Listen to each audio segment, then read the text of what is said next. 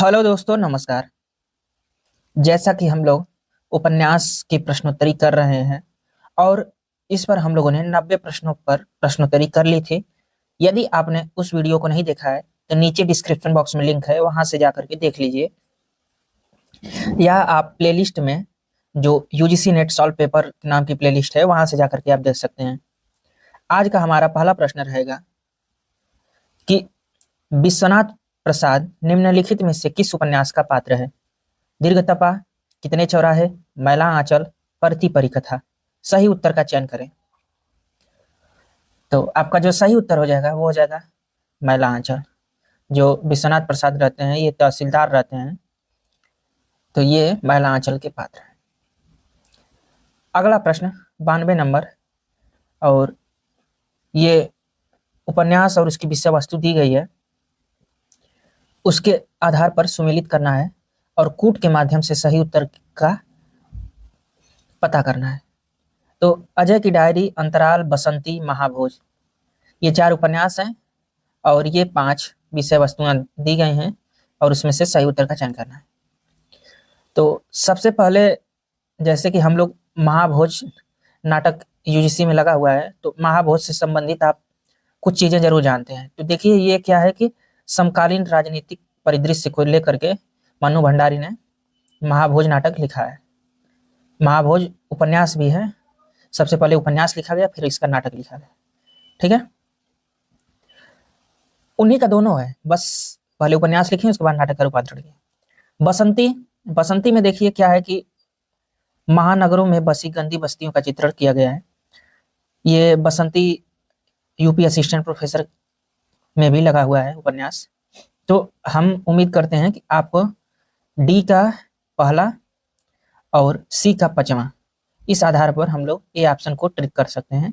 बाकी जो अजय की डायरी है, इसमें विश्वविद्यालय के पृष्ठभूमि का जिक्र है, और जो अंतराल है इसमें स्त्री पुरुष संबंधों की जटिलता को दिखाया गया। अगला प्रश्न देखते हैं 93 नंबर। सुमेलित इसमें भी करना है। उपन्यास इधर दिए गए हैं, इधर पात्र दिए गए हैं। आपको बताना है किस उपन्यास का कौन सा पात्र है। इधर पात्रों की संख्या 5 है और कूट के द्वारा सही उत्तर का चयन करना है। तो देखिए, मैला आंचल और तमस आपके सिलेबस में लगे हुए उपन्यास हैं, तो इनके पात्रों को आप लोग जानते होंगे और इसी से हम लोग अपने उत्तर को खोजने का प्रयास करेंगे। देखिए क्या होता है ना कि आप कम से कम सोर्स में किस तरीके से उत्तर तक पहुंच जाते हैं, यही आपकी काबिलियत होती है। ठीक है, तो हम ये देखेंगे कि मैला आंचल में विश्वनाथ पात्र है, ये वहां का तहसीलदार रहता है।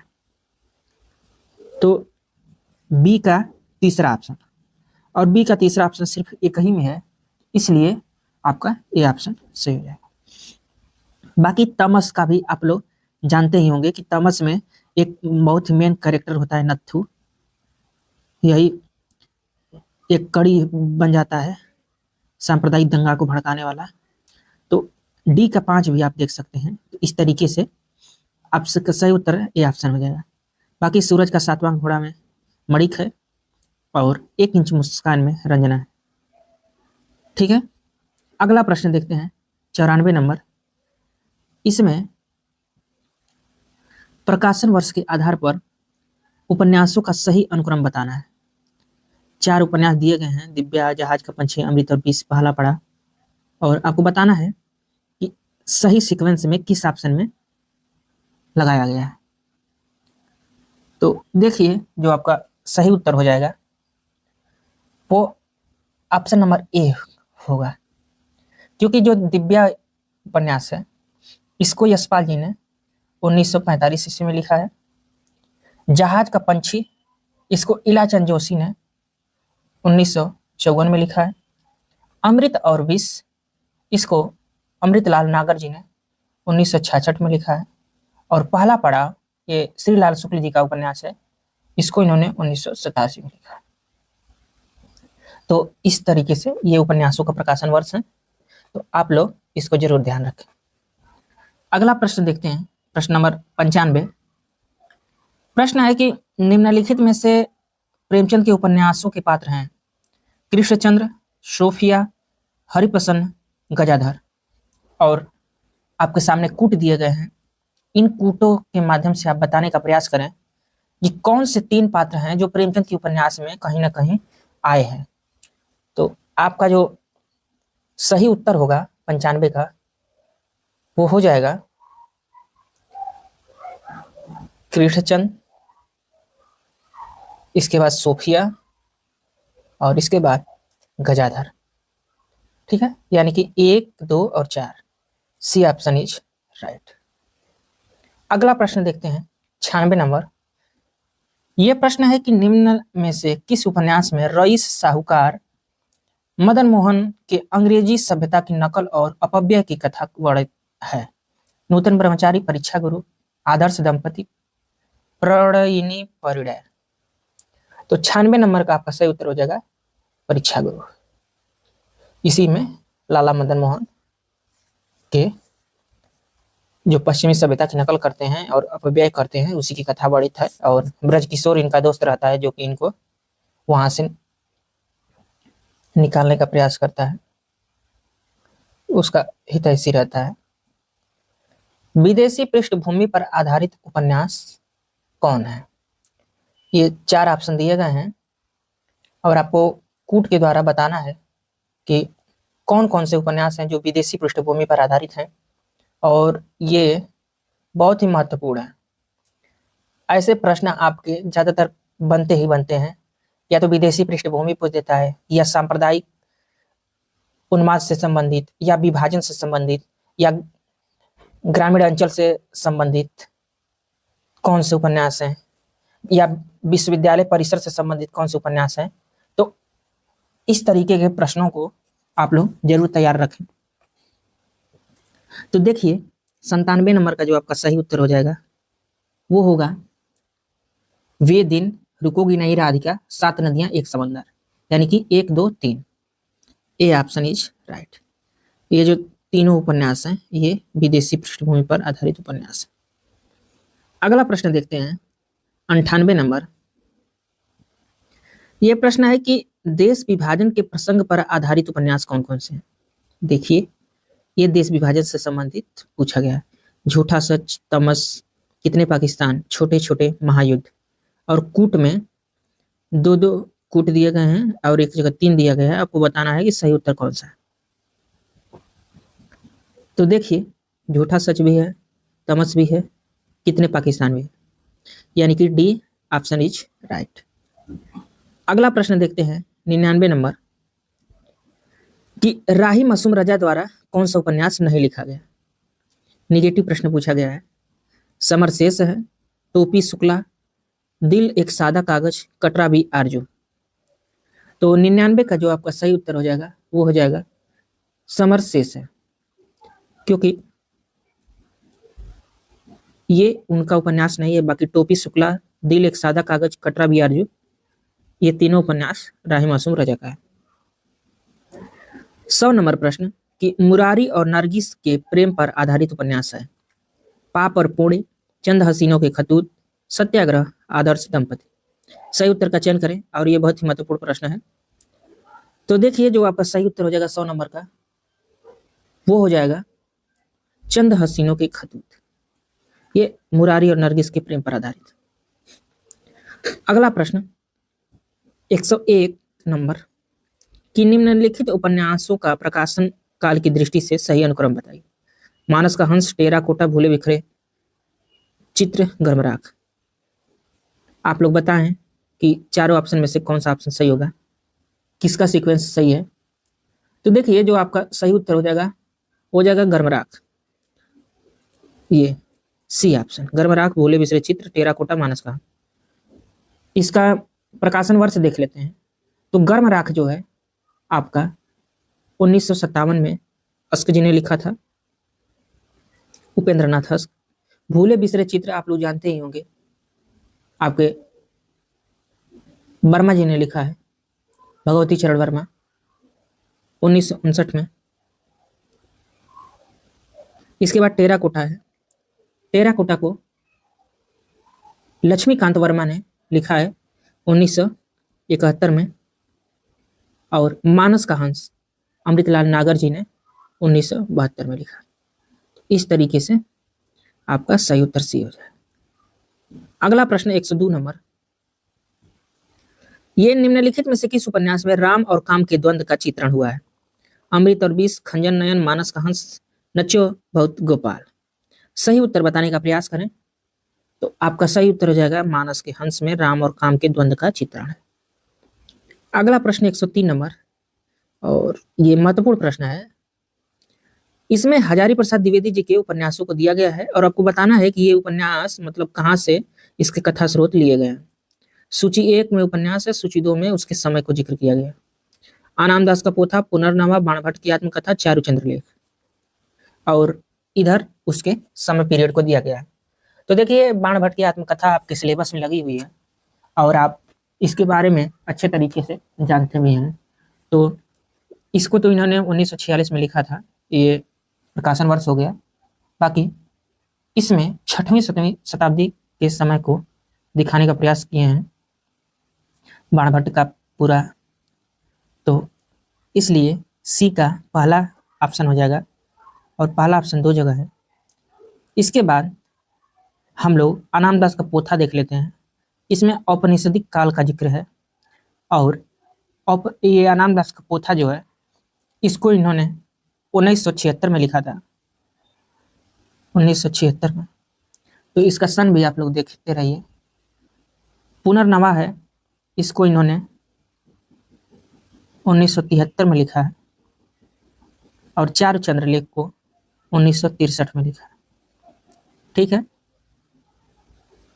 तो देखिए ए का दूसरा ऑप्शन सही है और ए का दूसरा ऑप्शन आपके डी में है। इस तरीके से डी ऑप्शन इज राइट।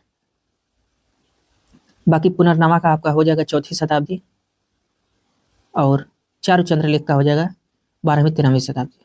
ठीक है, तो आप लोग इतना तो क्लियर याद रखिए कि बाणभट्ट की आत्मकथा, चारुचंद्र लेख, उसके बाद पुनर्नवा, उसके बाद आनंददास का पोथा।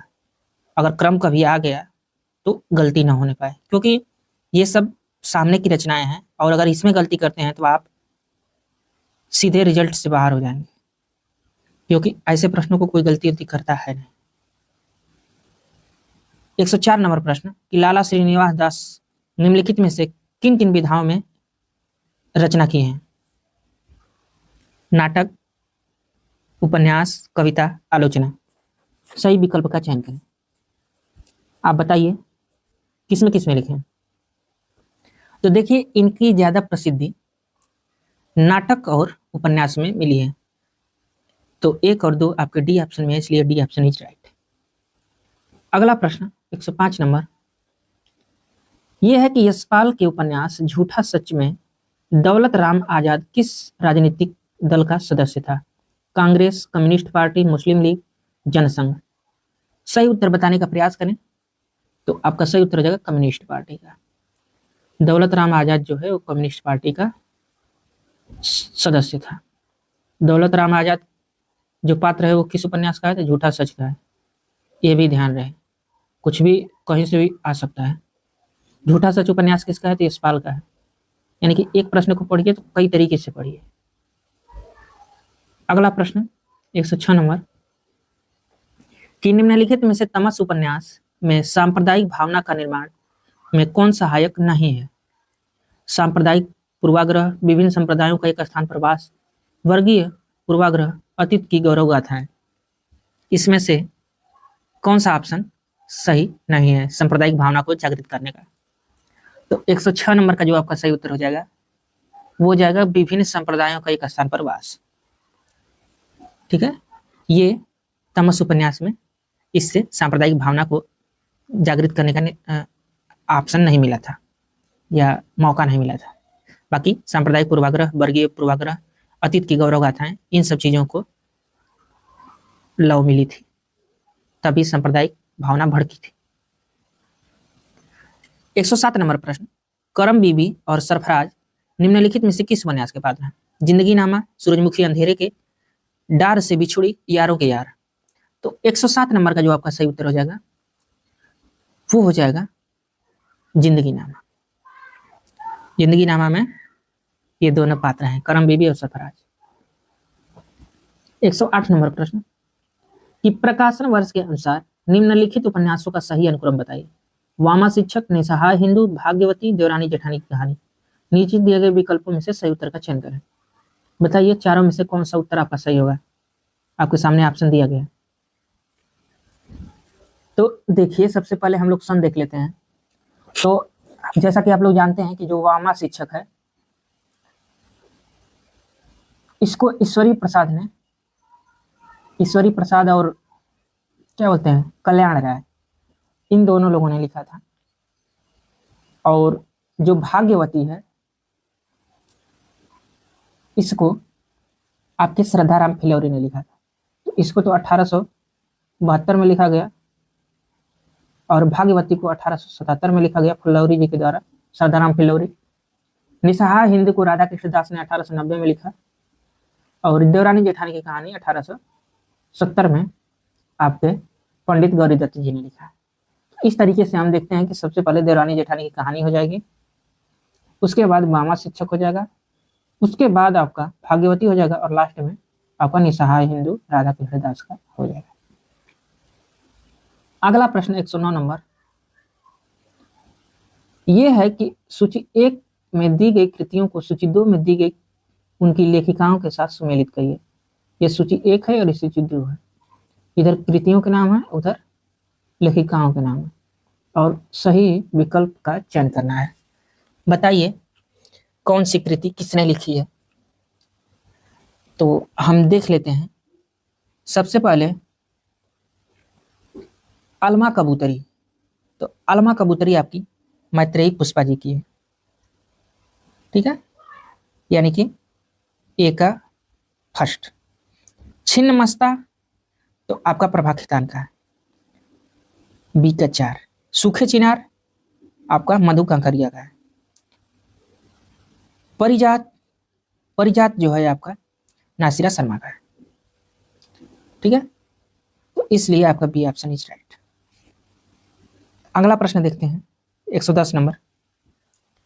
निम्नलिखित में से किस उपन्यास में उत्तर प्रदेश के पूर्वांचल के एक कस्बा नुमा गांव शिवपालगंज की कहानी वर्णित है। राग दरबारी, आधा गांव, जल टूटता हुआ, आगे गली मुड़ती है। सही उत्तर का चयन करें। तो 110 नंबर का जो आपका सही उत्तर हो जाएगा वो हो जाएगा राग दरबारी। राग दरबारी शिवपाल गांव का इसमें जिक्र है और राग दरबारी को श्रीलाल शुक्ल जी ने लिखा है। अगला प्रश्न 111 नंबर। सांप्रदायिक विद्वेष और विभाजन की त्रासदी पर आधारित उपन्यास कौन से? आवारा मसीहा, महाभोज, तमस, झूठा सच। नीचे दिए गए विकल्पों में से सही उत्तर का चयन करना है। तो देखिए आवारा मसीहा तो शरदचंद्र की जीवनी पर आधारित है, ये उनकी जीवनी है।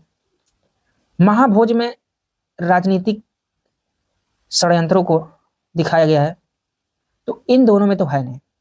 आपका तीसरा और चौथा ऑप्शन हो जाएगा, यानी कि डी ऑप्शन इज राइट, ठीक है। तमस और झूठा सच में सांप्रदायिक विद्वेष और विभाजन की त्रासदी वर्णित है। अगला प्रश्न देखते हैं 112 नंबर। ये भी सुमेलित ही करना है, सुमेलित करके और उसके साथ कूट का चयन करना है, सही कूट का। वर्ण विषयों को संबंध उपन्यासों को सुमेलित करिए। सूची 1 और सूची 2 दी गई है और नीचे कूट दिए गए हैं, कौन सा सही होगा। उच्च मध्य वर्गीय वृद्ध व्यापारियों की जीवन स्थितियों का चित्रण किस में मिलता है? तो ए का जो आपका सही उत्तर हो जाएगा, पहले इसको रहने देते हैं, जो आपको चीजें मालूम है उससे शुरुआत करते हैं। जैसे नाच्यो बहुत गोपाल, इसके बारे में आप लोगों को बहुत थोड़ी जानकारी तो होगी ही। ये जो है ये दलित जीवन की नरकी वास्तविकता का चित्रण इसमें मिलता है, यानी कि बी का तीसरा, और बी का तीसरा आपके 2 ऑप्शन है, ठीक है। अब इसके बाद हम लोग परती परिकथा को देख लेते हैं। और परती परिकथा में क्या है कि पटना के महिला छात्रावासों में पनपने वाले भ्रष्टाचार और स्त्रियों के काम शोषण का चित्रण किया गया है, यानी डी का फर्स्ट। देखिए परती परिकथा और नाचो बहुत गोपाल इसकी विषय वस्तु के बारे में ज़्यादातर लोगों को जानकारी रहती है, तो हम लोगों की कोशिश यही थी कि पहले उसको देख लिया जाए। इसके बाद अब देख लेते हैं कि उच्च मध्य वर्गीय वृद्ध व्यक्तियों की जीवन स्थितियों का चित्रण ये किस में है, तो ये है समय सरगम में। तो आपका ए का चौथा ऑप्शन है समय सरगम, इसलिए आपका सी ऑप्शन इज राइट। बाकी पंजाब पर अंग्रेजों के आधिपत्य और ईस्ट इंडिया कंपनी की लूट खसोट का चित्रण मैया दास की माड़ी में। अगला प्रश्न 113 नंबर कि शकुन और डॉक्टर जोशी अंतर संबंधों पर आधारित कथानक किस उपन्यास में प्रस्तुत किया गया है? आपका बंटी, महाभोज, टूटा हुआ इंद्रधनुष, तिरछी बौछार। तो देखिए शकुन और डॉक्टर जोशी आपके बंटी उपन्यास के पात्र हैं, तो ए ऑप्शन सही हो जाएगा। 114 नंबर प्रश्न कि लाला ब्रजकिशोर और मुंशी चुन्नीलाल निम्नलिखित में से किस उपन्यास के पात्र हैं? भाग्यवती, रहस्य कथा, नूतन ब्रह्मचारी, परीक्षा गुरु। सही उत्तर का चयन करें, तो 114 नंबर का जो आपका सही उत्तर हो जाएगा वो हो जाएगा परीक्षा गुरु। ये दोनों परीक्षा गुरु के पात्र हैं। अगला प्रश्न 115 नंबर ये है कि मानस का हंस उपन्यास के पात्र कौन से नहीं हैं? बेनी माधव, पंडित गंगाराम, गंगेश्वर मंगलू, वीरपाल सिंह जानवी, नंददास, शिवचरण वैद्य। 115 नंबर का आपका सही उत्तर हो जाएगा वीरपाल सिंह और जानवी, ये दोनों लोग नहीं है, बाकी और सभी ऑप्शन सही है। यानी कि मानस के हंस में अगर पात्रों को अगर पूछा जाए तो बेनी माधव, पंडित गंगाराम, गंगेश्वर मंगलू, नंददास, शिवचरण वैद्य, ये सभी हैं। अगला प्रश्न 116 नंबर कि आधुनिक ईरान की पृष्ठभूमि पर रक्त रंजित क्रांति का चित्रण निम्नलिखित में से किस उपन्यास में किया गया? दूसरी तरफ, लाल पसीना, सात नदियां एक समुंदर, वे दिन। सही उत्तर का चयन करें, ये 2020 में पूछा गया प्रश्न है। तो 116 नंबर का आपका जो सही उत्तर हो जाएगा वो हो जाएगा सात नदियां एक समुंदर। इसी में ईरान की पृष्ठभूमि पर रक्त रंजित क्रांति का चित्रण मिलता है। अगला प्रश्न 117 नंबर मन्नू भंडारी द्वारा रचित उपन्यास कौन सा नहीं है? निगेटिव प्रश्न पूछा है। महाभोज, आपका बंटी, सैलूस, बसंती। तो 117 नंबर का जो आपका सही उत्तर हो जाएगा वो हो जाएगा सैलूस और बसंती, 3 और 4 सी ऑप्शन में है, तो इसलिए सी ऑप्शन ही जाए। देखिए ये महत्वपूर्ण इसलिए भी है कि लोग क्या करेंगे कि सोचेंगे मन्नू भंडारी का उपन्यास पूछा है तो महाभोज और आपको बंटी है, एक और दो आपके चौथा ऑप्शन मार के निकलो। थोड़ा आदमी टाइम बचाने के चक्कर में गलती कर देता है। तो निगेटिव प्रश्न पूछा था, इसलिए कौन नहीं है, तो 3 और 4 होगा, इसलिए सी ऑप्शन इज राइट। अगला प्रश्न देखते हैं 118 नंबर यह है कि तमस उपन्यास के पात्र हैं कनक, रिचर्ड्स, लीजा, सिल्मा। नीचे दिए गए विकल्पों में से सही उत्तर का चयन करना है। 1 2 2 4 2 3 1 4। तो देखिए 118 नंबर में आपका जो सही उत्तर हो जाएगा वो हो जाएगा रिचर्ड्स और लीजा, ये दोनों तमस उपन्यास के पात्र हैं, यानी कि 2 और 3 सी ऑप्शन इज राइट। अगला प्रश्न 119 नंबर कि निम्नलिखित में से किस उपन्यास में बाल, वयसंधि और किशोर मन के मनोवैज्ञानिक अंकन का प्रयोग किया गया है? शेखर एक जीवनी, त्यागपत्र, पर्दे की रानी, जयवर्धन। 119 नंबर का सही उत्तर बताने का प्रयास करें, तो आपका सही उत्तर हो जाएगा अज्ञे जी का शेखर एक जीवनी। और आज की प्रश्नोत्तरी का अंतिम प्रश्न कि देहाती दुनिया उपन्यास में किस गांव को केंद्र में रखा गया है? गंगौली, शिवपालगंज, मछली शहर, रामसर। सही उत्तर का चयन करें, तो आपका जो सही उत्तर हो जाएगा वो हो जाएगा रामसर।